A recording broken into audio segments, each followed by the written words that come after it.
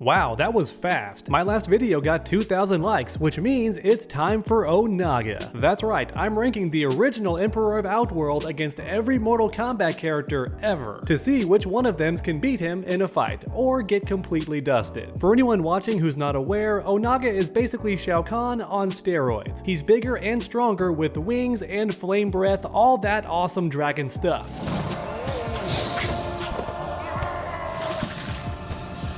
But get this, he's also intelligent with ancient knowledge that most beings aren't aware of, like the Kamidogu for example. Onaga can use these relics to become unkillable and all-powerful. He even kills the Elder Gods in his arcade ending. Barehanded too, I might add. So yeah, Onaga is next level and very powerful. So without further ado, let's rank him against every character and start the tier list.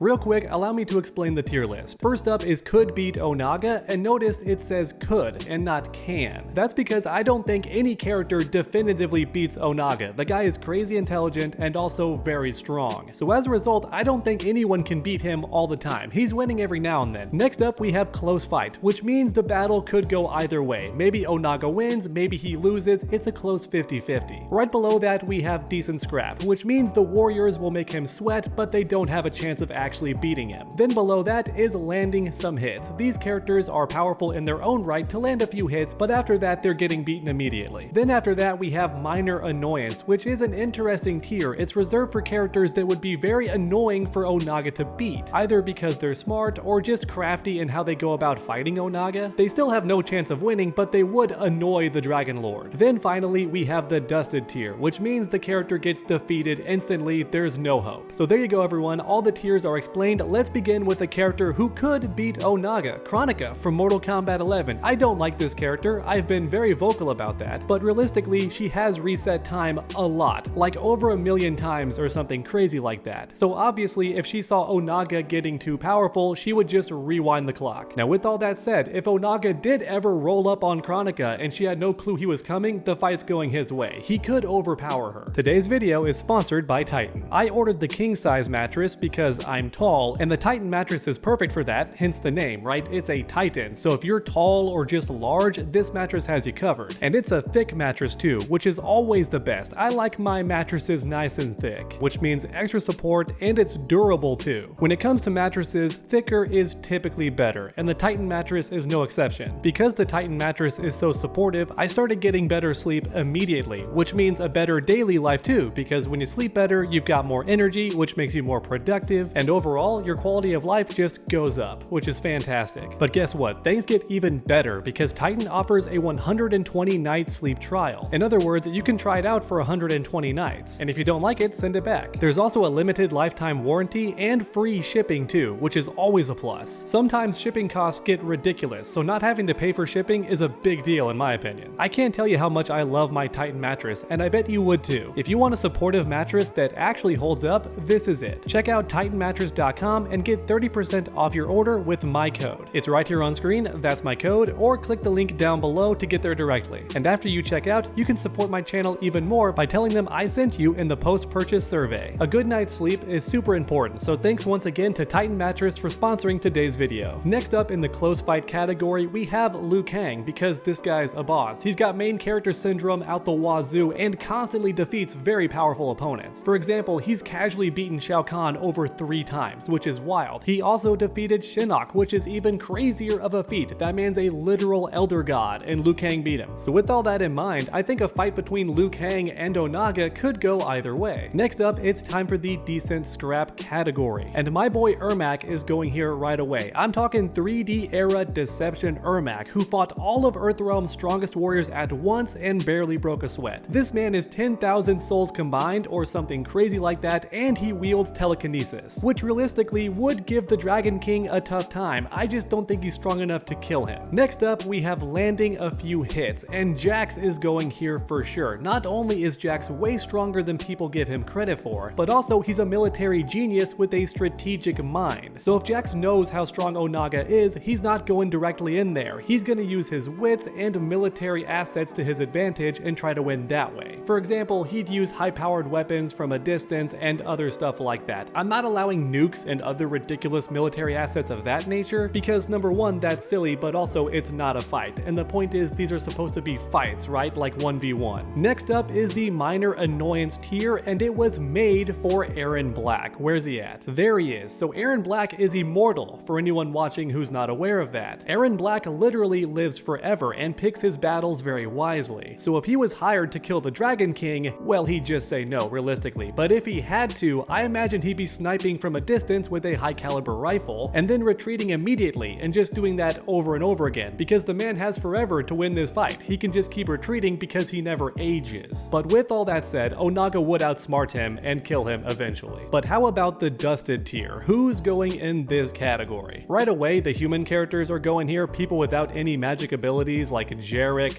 Kano's going here, Striker's going here. Pretty much any character without a huge magic advantage or some other supernatural power is going down here. I'm not gonna fill the whole thing up right away, but Su Hao would go here, Li Mei would go here, Kira, Cobra, you get the idea. They're getting dusted. There you go, one complete row. Let's start at the top and work our way back down, but this time I'm doing several characters per row. So which characters could defeat Onaga? Cetrion for sure. She's an elder god, can grow crazy big in her fatality, which I do think is canon. She can also summon earthquakes on command and other crazy elemental feats of that nature, and also Kronika is her mom, which means she knows Onaga exists and is aware of how to beat him. Next up is Shujinko, who literally did defeat Onaga. Like, what else is there to explain? The man's mastered every single ability. Real quick though, it's time for a hot take. I think Shao Kahn, with the right preparations, could defeat Onaga, like with the Soul Nado for example, because for anyone not aware, that makes Shao Kahn nearly unkillable, and if he approaches Onaga without the Kamidogu, that's a wrap, right? Next up is Shang Tsung, who would win for a similar reason. The man is a master of planning, and according to MK11, works with Kronika, which means he knows lots of stuff, including how to beat Onaga. Yeah, with enough prep time, Shang Tsung can do anything and beat anybody,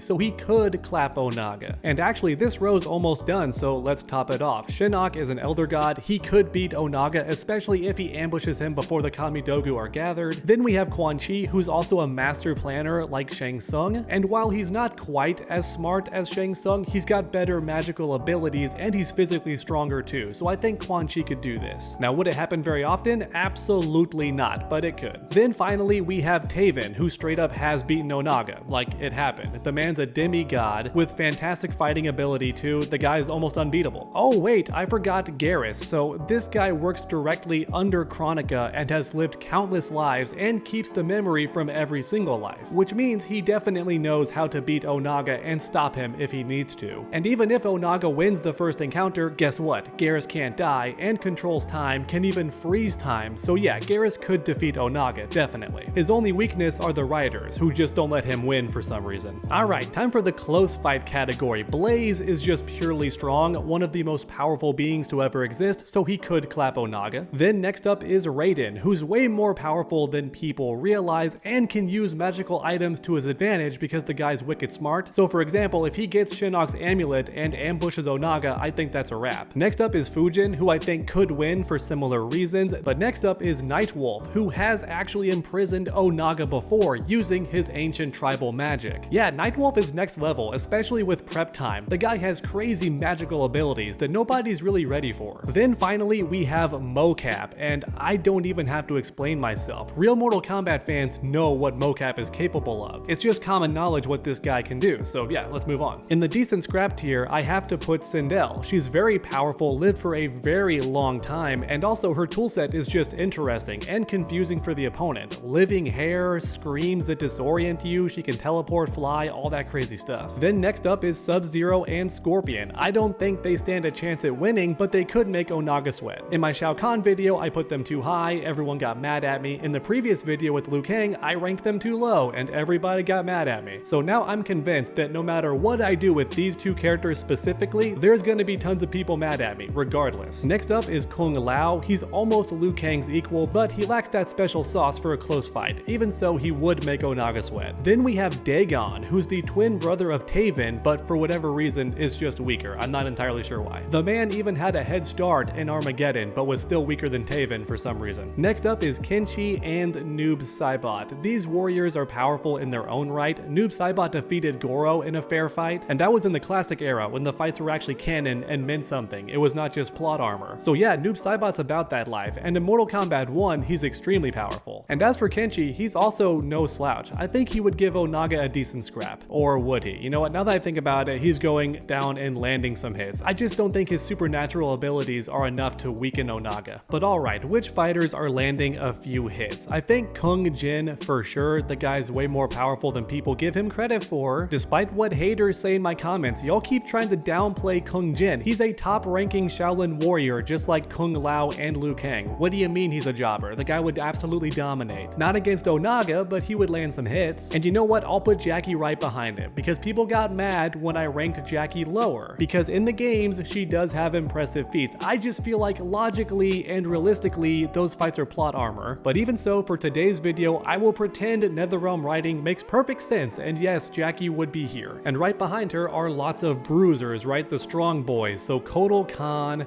Goro, Kentaro, Motaro, Shiva because she's a Shokan. Scarlet has tons of blood magic that would give her an edge against Onaga for a short bit. Next up we have Johnny Cage and Cassie, who would just talk Onaga to death and annoy him with their insults and jabs. And also both characters are powerful in their own right, especially with the green glow, but even so they have zero chance of beating Onaga, but they would give him a tough fight. Then behind them, I was originally gonna put Sector and Cyrax, but honestly I think they'd trip Onaga up a little bit. I think they'd make him sweat with all their technology, their missiles, their nets, their landmines, and possibly other crazy technology the Cyber Lin Kuei have they would bring into that fight, like a giant cybernetic railgun or something. Because don't forget, Sector has stuff like that in Mortal Kombat 1 and also in the Midway era 3D game. Sector had some crazy technology weapons. So when you factor in all that stuff, I do think the cyborgs would give Onaga an interesting scrap. So then finally, in landing a few hits, I have Natara, because her magic abilities are actually pretty good, especially in the 3D era. Not in Mortal Kombat 1, because NetherRealm didn't even try with this character, but back in the 3D era games, Natara had some interesting tricks. So next up, let's finish off this bottom row, right, the dusted tier, and don't worry about the left to right, it really does not matter. These characters are getting dusted regardless.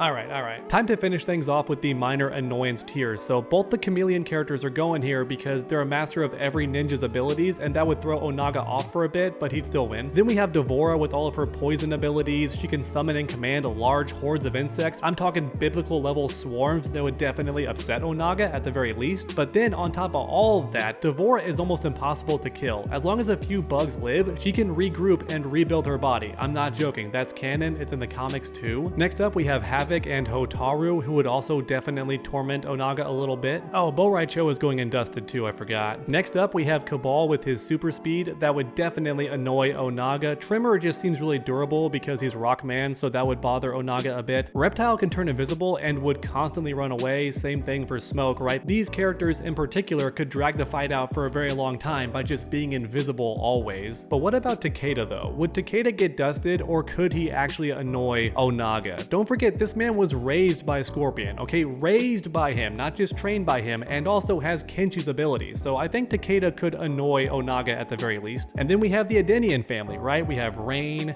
Katana, then Jade, Melina, in that order for the most part. And yeah, I think that's it. Every single character ranked. They're not quite left to right. Let me do that right now.